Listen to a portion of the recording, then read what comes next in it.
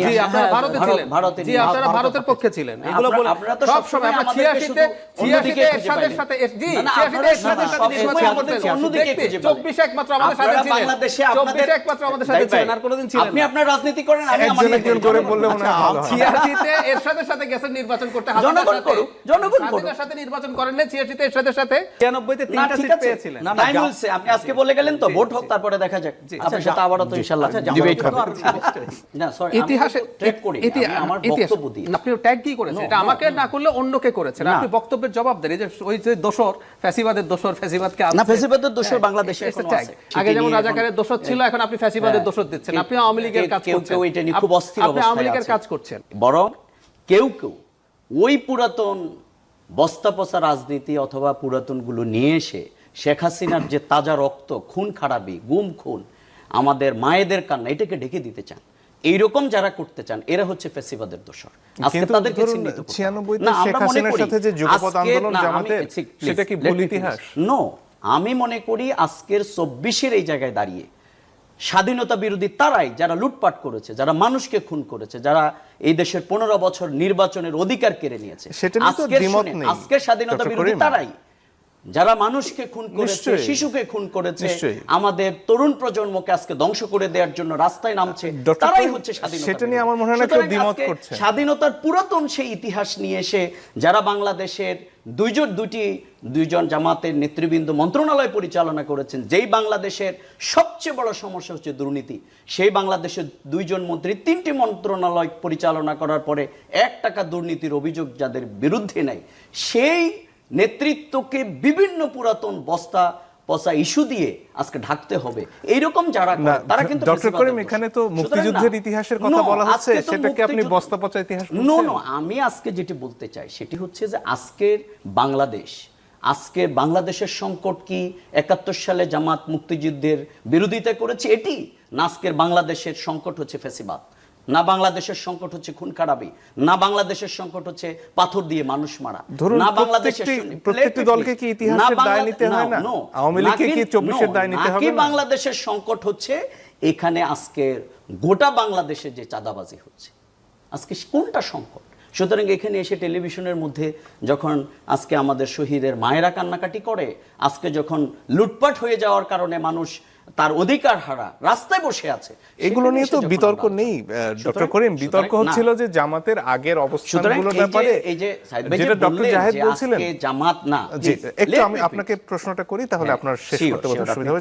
একটু আগে জনাব জাহেদ যেটা বলছিলেন যে মুক্তিযুদ্ধের সময়ে পাকিস্তানি হানাদার বাহিনীর পক্ষে যে জামাত রাজনৈতিকভাবে অবস্থান নিয়েছে, ব্যাপারে তার অনেক বয়ান আছে। সেটা কি? কিন্তু না, সেটা অবশ্যই জামাত তো হাজার হাজার পৃষ্ঠা দিয়ে কিন্তু কোর্টে জাস্টিফাই করেছে। আপনি একজন আইনজীবী, সুতরাং সেগুলো দল হিসেবে, রাজনৈতিক দল হিসেবে আজকে 30 মিনিটের মধ্যে আজকের এই যুদ্ধের এই বিপ্লবের মধ্যে দাঁড়িয়ে আজকের অনেক পুরাতন ইস্যু নিয়ে আজকে অনেক বেশি থাকলে আমাকে আগে বলতেন, আমি সেই ভলিউম নিয়ে আসতাম, আমাকে ঘন্টার পর ঘন্টা সময় দিতেন, আমি তাহলে সেটি বলবো। দল হিসেবে এটা তো খুব বেশি কথার অবকাশ রাখে না। আসলে আপনাদের অবস্থানটা কি সেটা জানার জন্য। আমাদের অবস্থান খুবই পরিষ্কার। কি সেটা? আমি তো সেটা বলেছি যে বাংলাদেশ জামাত ইসলামী দলগতভাবে যে যুদ্ধে জামাত অংশগ্রহণ করতে পারেনি, এটা তার ব্যর্থতা, এটার জন্য সেই সরি বলছে, এটা কিন্তু গণহত্যায় যে রাজনৈতিক সমর্থন, সেটাকে আপনারা কি বলেন? কিন্তু বাংলাদেশ পরবর্তী যে আজ পর্যন্ত বাংলাদেশ জামাত ইসলামী কতগুলো অপরাধ করেছে, কতগুলো ধর্ষণ করেছে, কত জায়গায় দুর্নীতি করেছে, কত জায়গায় অসামাজিক কার্যক্রম করেছে, কতজনকে হত্যা করেছে, আপনি সেটি বলুন।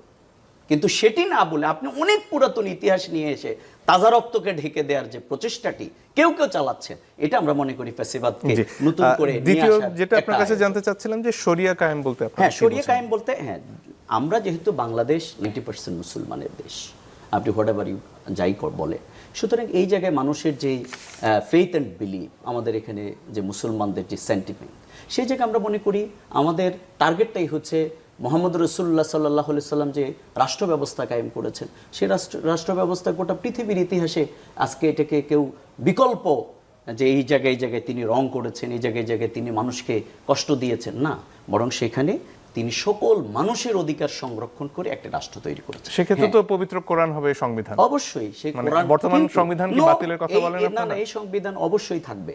বাংলাদেশের আজকের যে সংবিধান, এই সংবিধানের আপনার বিরাট একটা অংশ আপনার এই কোরআনের আলোকে তো মানে সেক্ষেত্রে সাংঘর্ষিক না। সর্বোচ্চ আইন কোনটা হবে, কোরআন হবে না সংবিধান হবে?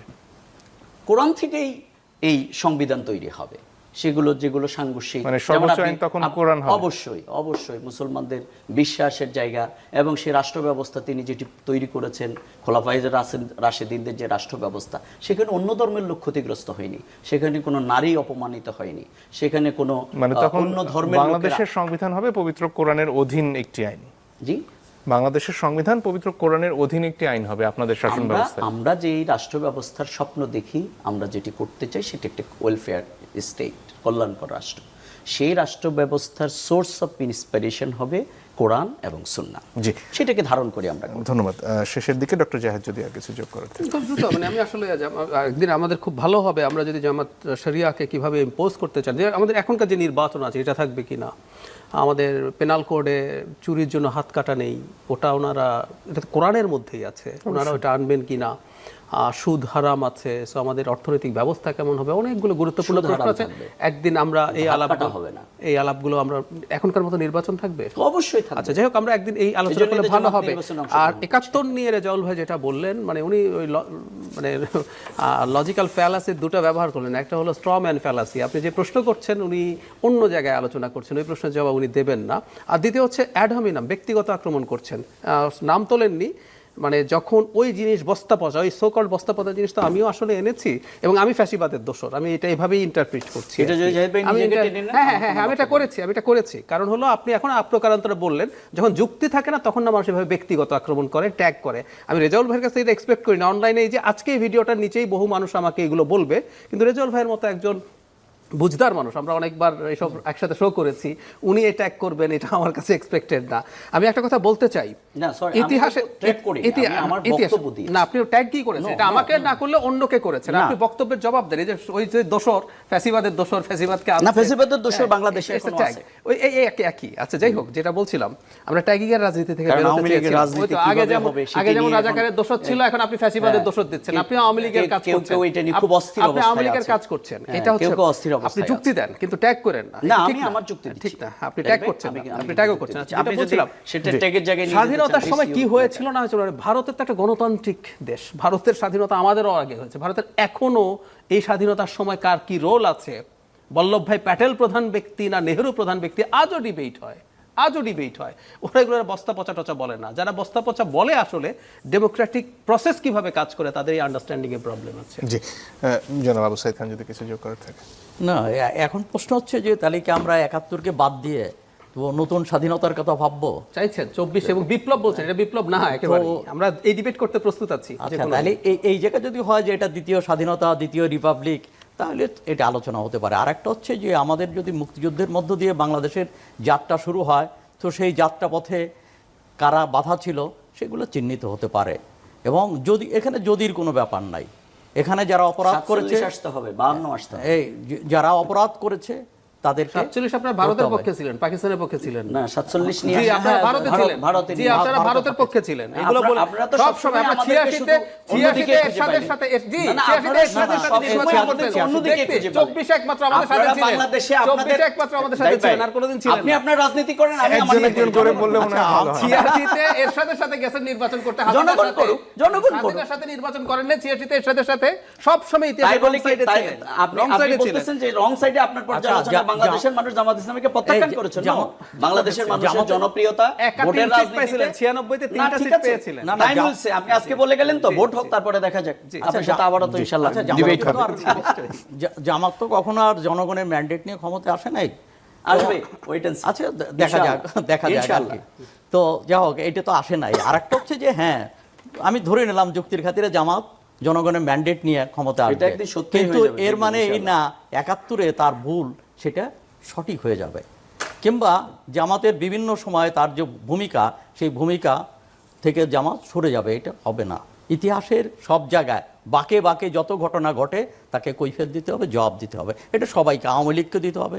আওয়ামী লীগ 24-এর মানে গত 15 বছরে যে অপকর্ম করেছে, যে দুঃশাসন এবং যে স্বৈরা শাসন চাপিয়ে দিয়েছে, তার জবাব দিয়ে আওয়ামী লীগকে করতে হবে, জামাতকেও তার ভূমিকা, এমনকি সব দলকেই করতে হবে। অতএব কোনো দলই তার জবাবদিহির ঊর্ধ্বে নয়। এখানে কোনো যদির ব্যাপার নয়।